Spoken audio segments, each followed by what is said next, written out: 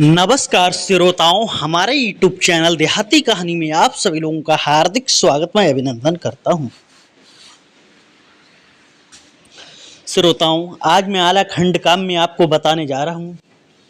आला उदल को महुआ से क्यों निकाला गया?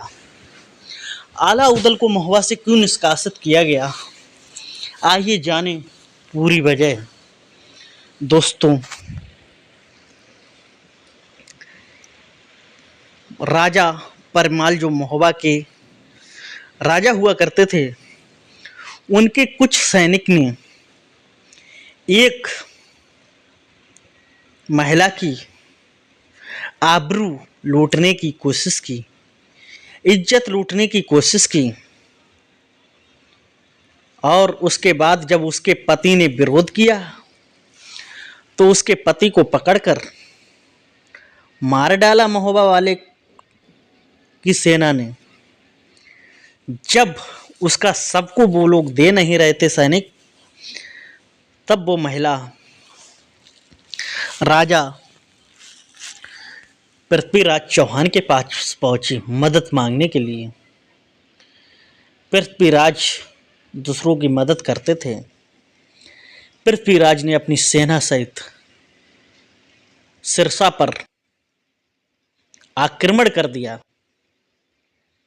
सिरसा को अपने बस में कर लिया। ये सब सुनकर सैनिक राजा परमाल के पास पहुंचे और राजा परमाल को इसके बारे में पता लगा। उस समय मामा माहिल भी वहीं था। मामा माहिल ने कहा, आपके यहाँ महान वीर योद्धा हैं जो आला उदल है, उन्हें बुलाया जाए। राजा परमाल ने कहा, आला उदल को दरबार में पधारने का हुक्म दिया जाए। आला उदल दरबार में आते हैं, राजा को प्रणाम करते हैं, कहते हैं, राजन बताइए किस कारणवश हमें बुलाया है। राजा कहते हैं, आप वीर हो, वीर शिरोमणि आला,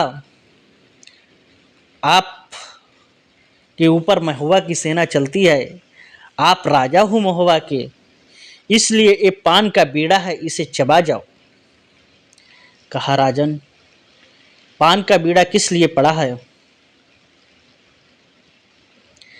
कहा, पृथ्वीराज की सेना ने सिरसा पर आक्रमण कर दिया, पृथ्वीराज से युद्ध लड़ो।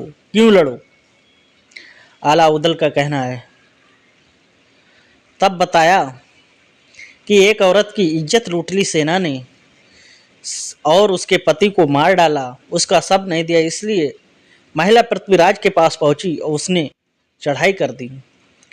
आला उदल ने कहा, बिल्कुल नहीं खाएंगे, ये गलत बात है। मैं औरत की आबरू के लिए मैं सत्य पर चलता हूँ, औरत की आबरू की इज्जत लूटी, कदापि नहीं ऐसा होगा।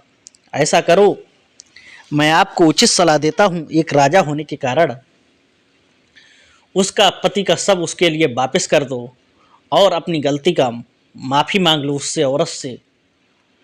राजा बोला कि तुम पागल हो गए, क्योंकि मामा माहिल वहां राजा को कह रहा था, अरे महुआ वाले क्या इतने गिर गए? एक औरत से माफी मांगी, एक महिला से माफी मांगी। आला उदल, कहां गई तुम्हारी ताकत? कहां गए तुम्हारे बल? 10,000 हाथियों का बल था उदल में, कहां गया तुम्हारा बल? बार बार कठोर वचन मामा माहिल कह रहा है।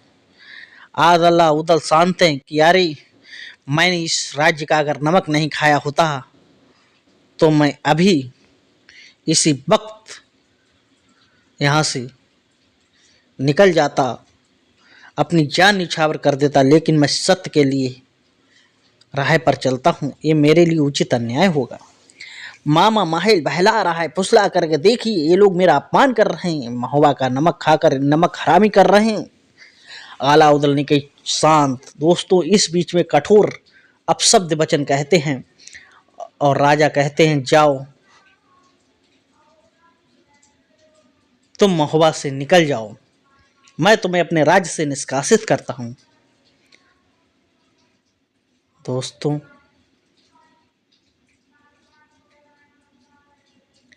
महोबा से आला उदल निकल जाते हैं। उसके बाद में ये सूचना कन्नौज में पहुंचती है जयचंद्र के पास। जयचंद्र से एक दूत कहता है, हे अन्नदाता, महोबा से आला उदल को निकाल दिया गया, क्यों ना आप उन्हें अपने अधीन कर लो। आला उदल तो वीर सुरमा है, उनके सामने अच्छे अच्छे थर्राते हैं। अब ये बात जयसिंह को उचित लगी। उसने अपने पिताजी से सलाह मशवरा किया।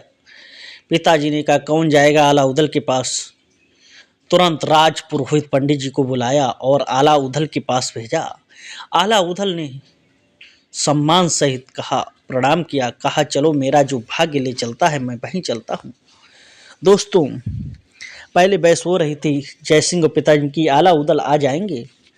तभी जयचंद्र, तो आपको पता है गद्दार था, जयचंद्र ने कहा, ये लोग बलवान होते हैं, ताकतवर होते हैं, लोहा जैसा फौलाद जैसा इनका शरीर होता है, लेकिन इनकी जो बुद्धि होती वो बिल्कुल चींटी जैसी होती है। इनका जो सीना होता है वो मोम जैसा होता है, इसलिए ये जरूर आएंगे।